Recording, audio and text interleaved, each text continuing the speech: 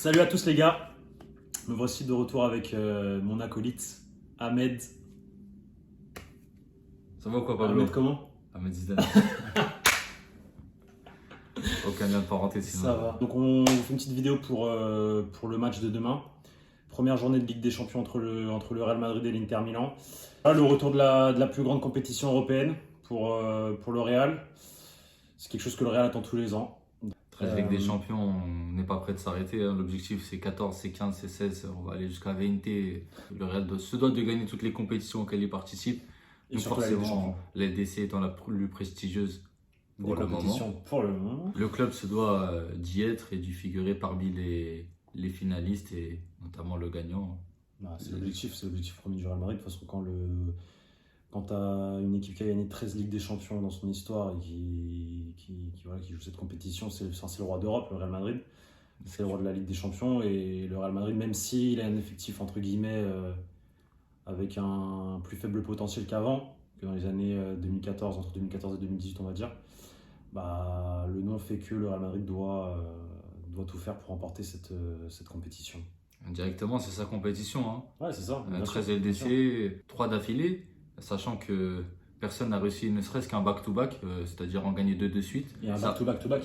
Alors le back-to-back, à part les Chicago Bulls, les Lakers et autres équipes d'NBA, ce n'est pas très connu pour être quelque chose de très facile à effectuer. Vous avez pu le constater, hein, depuis 2018, le Real est dans un nouveau cycle, dans cette compétition en tout cas, avec certes quelques difficultés pour les 2 premières saisons, avec malheureusement des éliminations en 8e de finale. Et malheureusement, j'ai l'impression qu'on était à notre limite pendant ce match-là. Ouais, c'est vrai. Sachant qu'on n'a pas su tuer le premier match. Au retour, pour moi, on n'a pas existé. On n'a pas su tuer le premier match. Il faut dire que Tuchel, il a fait un boulot extraordinaire. Enfin, moi, personnellement, quand j'ai vu le match, l'aller-retour contre Chelsea, j'ai vu la forme de Chelsea et la tactique proposée par Tuchel. Enfin, les mecs, ils étaient partout sur le terrain, quoi. Surtout au milieu. Sur le terrain. Et sa tactique sont 3-4-3, je crois, avec... Havertz, Werner et Mason Mount. C'était fluide, c'était direct. N'Golo Kanté, incroyable N'Golo Kanté. Enfin, s'il n'y avait pas eu l'Euro là, pour moi, N'Golo Kanté, il devrait être parmi les favoris pour le Ballon d'Or cette année, quoi. Personnellement, après c'est mon avis, tu vois, mais moi je trouve qu'il avait fait 2 gros matchs contre le Real et après une grosse. C'est pas parce qu'il est français. Hein. Et c'est pas parce qu'il est français, non, du tout. Enfin, voilà, moi après j'apprécie énormément N'Golo Kanté. Je trouve que c'est un très très bon joueur. Et franchement, sur bon joueur pour le Real. Ce serait un très bon joueur, je pense. Ça serait cool. J'aimerais beaucoup qu'il.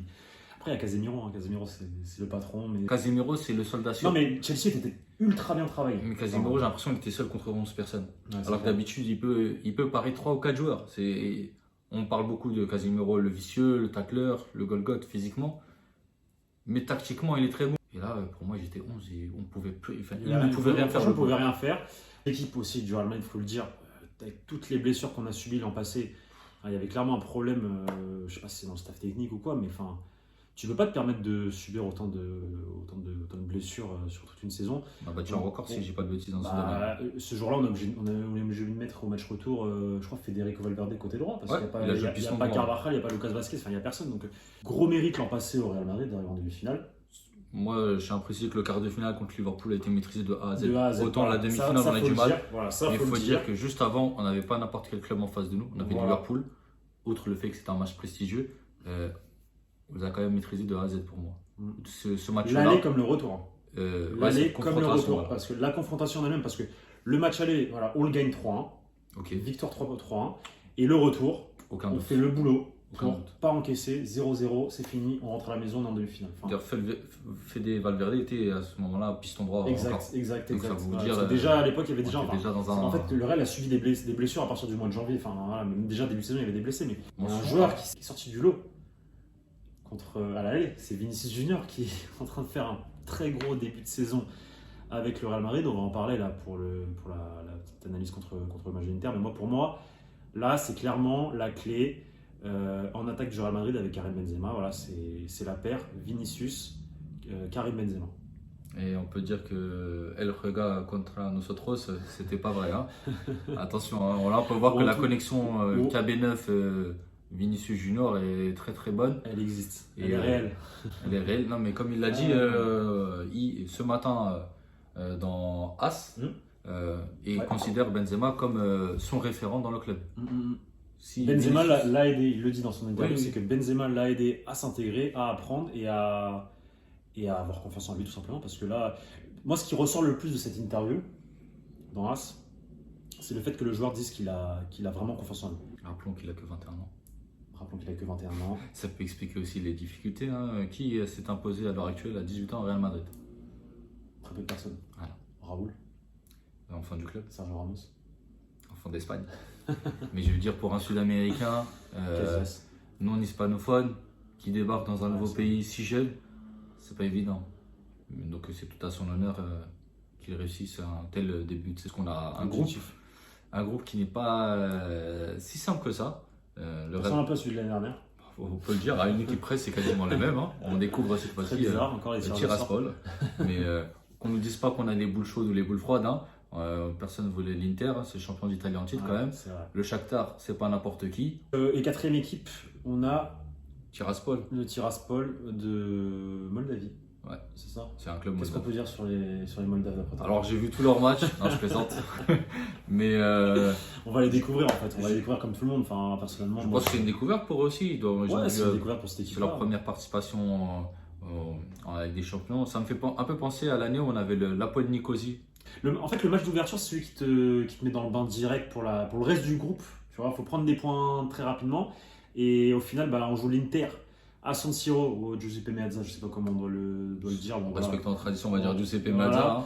Mais premier match, malheureusement ou heureusement, on joue le plus gros du groupe direct d'entrée à l'extérieur. L'objectif, c'est les 3 points. Hein. De toute façon, l'objectif, c'est les 18 points même, si je Ouais, peux dire. Il l'objectif, faut c'est tout gagner. On sort l'Inter qui, pour moi, l'an passé, avait une meilleure équipe potentiellement d'un point de vue offensif que cette année. Pour Bon, moi. ouais, c'est pas faux parce qu'ils ont perdu quand même leur meilleur attaquant, en tout cas Lukaku. meilleur buteur. Hein. Attaquant, c'est à vous de voir. Mais buteur Lukaku et surtout, Un très grand latéral droit, eh, enfin très grand, jeune mais très très fort, très bon. honnêtement Fort pour moi, Montréal, c'est celui qui a le plus gros potentiel d'Europe, Ok. peut-être même du monde. C'est Achraf Hakimi. Certes, ils ont perdu Lukaku, mais du coup, ils ont fait un plutôt bon recrutement d'un point de vue offensif avec l'arrivée d'Edin Dzeko de la Roma et de Joaquin Correa de la Lazio. Les deux joueurs ont déjà, en 3 matchs de Serie A, été décisifs. Pour Correa, il s'agit d'un doublé et pour Edin Dzeko, d'un but. Hors passe décisif que je ne comptabilise pas. Mais à titre personnel, je trouve que Dzeko est un joueur très élégant pour son gabarit et très efficace. Il est sous-côté. C'est vrai qu'il est un peu sous-côté. Ouais. L'Inter, là, jusqu'à présent, c'est quoi cette année? Donc, c'est 3 matchs, 2 3 matchs victoires, 1 déjà. nul, Et effectivement, 9 buts marqués, 3 encaissés. 3 encaissés. Donc, ça encaisse quand même. Hein. Ça encaisse L'année parce dernière, Conte, c'était la base. C'était une bonne défense. Ils gagnaient ses matchs 1-0, je crois, en Serie A. Ils ont fini, pas tout, mais en partie. Ils ont fini champion un peu grâce à ça, grâce à une défense ultra solide. J'adore ce coach, moi, personnellement. Antonio Conte, je suis fan. Non, vraiment. Et il a failli venir. Hein. Il a failli venir. Bah, j'adore Carlo Ancelotti. Antonio Conte, c'est un autre style d'entraîneur. C'est un mec avec un fort caractère, qui veut être le leader à tout prix. Donc, est-ce que ça aurait matché avec le vestiaire du Real Madrid? Je sais pas, mais en tout cas, moi, la personnalité d'Antonio Conte, j'adore. Et j'aurais aimé apprécier le voir une saison, quoi. Au moins une saison, voir ce qu'il peut apporter au Real Madrid. Parce que pour moi, je trouve qu'il est, je sais pas, il est trop fort. J'adore. Et Son caractère, ça. C'est du José sans Mourinho. Ouais, c'est ça. C'est un peu ça, ouais. Version italienne. Avec les yeux clairs, tu vois, genre. Donc nous aussi, c'est vrai que défensivement, on n'est pas au top parce qu'on a encaissé 6 buts cette saison en Liga. Ouais. 1 contre Alaves la première journée, 3 contre Levante dans la deuxième et avant-hier, ce dimanche, 2 contre le Celta Vigo à domicile. Enfin, j'en parlais dans ma vidéo de lundi. Disponible sur notre chaîne YouTube. Le Real, je sais pas, entame ses matchs, on dirait qu'ils sont pas dedans. Que voilà, on attaque, ok, mais derrière on n'est pas concentré. Saison dernière. Non, moi je pense que c'est un problème d'état général et qui date de pas d'hier. Enfin, combien de matchs j'ai vu de Sergio Ramos et Varane ou de Sergio Ramos avec Nacho ou où tu as le Real Madrid qui est endormi en fait et qui encaisse des buts. Bah, tu sais pas trop comment. Et en fait, il n'y a pas vraiment d'explication. Enfin, l'explication, si. Forcément, il y a des explications tactiques, dans le sens où nos latéraux ils montent très haut et que forcément le repli défensif, c'est pas le. Peut-être qu'il n'est pas assez dynamique, assez réactif. Et du coup, quand on se mange des contres, forcément, il y a un surplus de l'adversaire face à nous et ça fait des trous dans la défense. Et voilà. Mais du coup, pour moi, c'est un manque de concentration globale. Ça veut dire que oui, on attaque, on est une équipe qui attaque, on le sait, mais je pense qu'on devrait apprendre à revenir, juste à redescendre. Et voilà, parce qu'en fait, on a nos latéraux qui montent. Bon, c'est vrai qu'il y a eu aussi l'effet match en Amérique du Sud.